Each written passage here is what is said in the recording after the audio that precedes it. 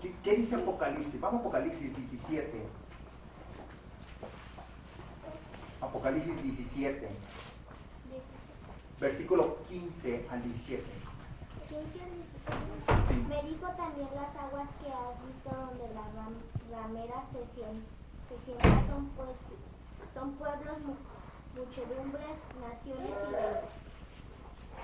Y los 10 cuernos que vistes en la bestia, estos aborrecerán a la ramera y la dejarán desolada y desnuda, y devorarán sus carnes y la quemarán con fuego.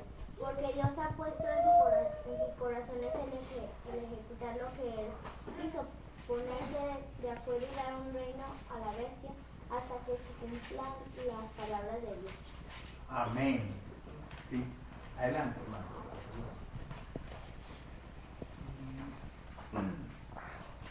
Dice, después de este resumen, Kate completa el cuadro diciendo: la frase final del capítulo 33 de la historia de Gibón es por sí misma un comentario claro y abarcante, porque al clausurar su propia descripción de este periodo breve pero desbordante de acontecimientos, concentró en declaraciones paralelas la suma de la historia y la substancia de la predicción.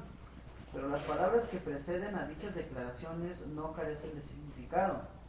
La devoción pública de aquella época tenía impaciencia por exaltar los santos y mártires de la Iglesia Católica a los altares de Diana y Hércules.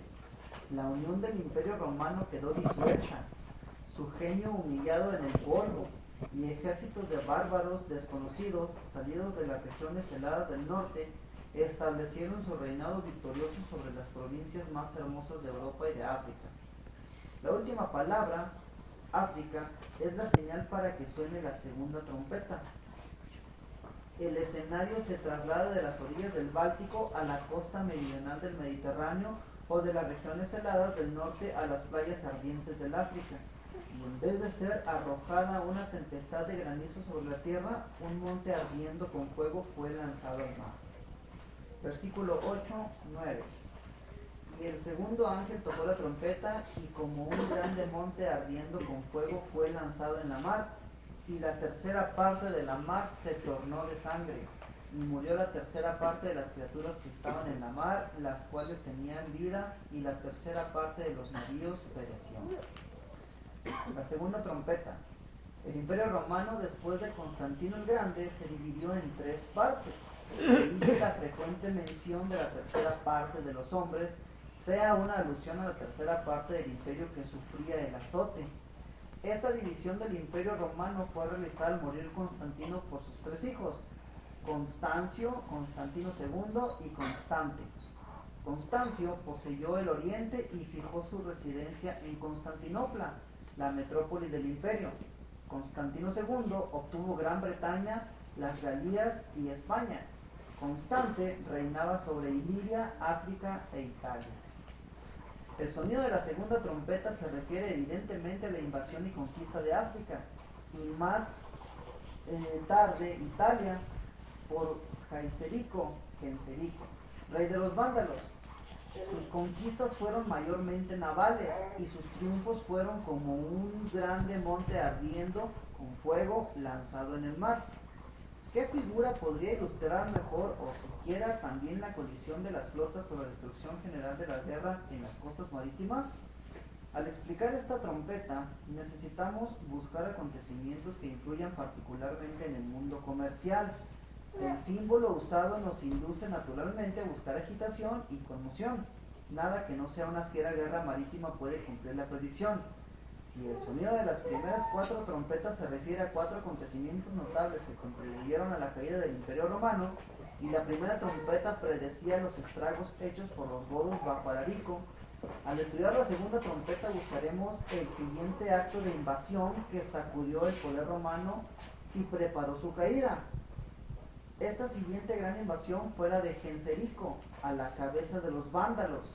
Su carrera llegó a su apogeo entre los años 428 y 468.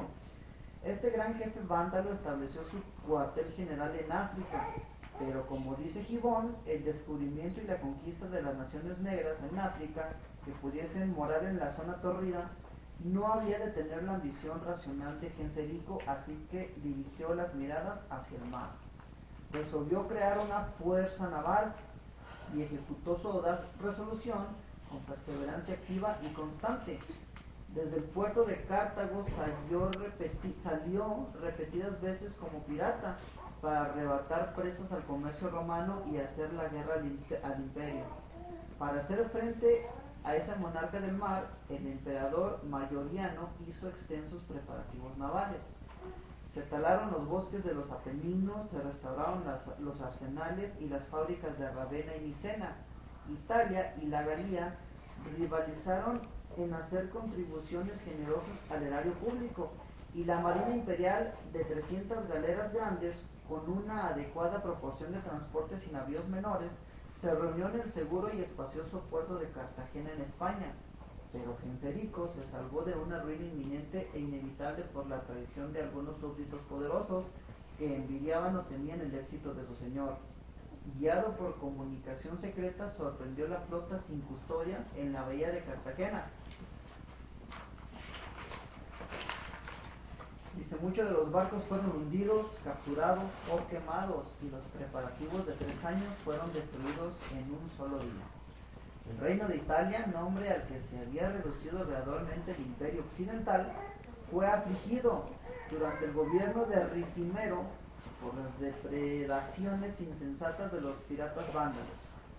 En la primavera de cada año equipaban una flota formidable en el puerto de Cartago, y Genserico mismo, aunque ya viejo, comandaba todavía en persona las expediciones más importantes. Los vándalos visitaron repetidas veces las costas de España, Liguria, Toscana, Campania, Lucania, Brutio, Apulia, Calabria, Venecia, Dalmacia, Epiro, Grecia y Sicilia. La celebridad de sus movimientos les permitía amenazar y atacar los objetivos más lejanos que atrajesen sus deseos, y como siempre, embarcaban un número suficiente de caballos, podían recorrer apenas desembarcaran la desalentada región con un cuerpo de caballería ligera. Una última y desesperada tentativa de despojar a Genserico de la soberanía del mar fue hecha en 1468 por León I, emperador del Oriente. Gibbon lo atestigua así. Joven, porque ahí va donde nosotros tenemos que estudiar todo esto, hermanos. ¿Sí? Es la segunda. ¿Sí? La segunda. La tercera trompeta, lo tenemos que verlo como debe de ser. Y está en Apocalipsis 8, ¿sí? 10 y 11.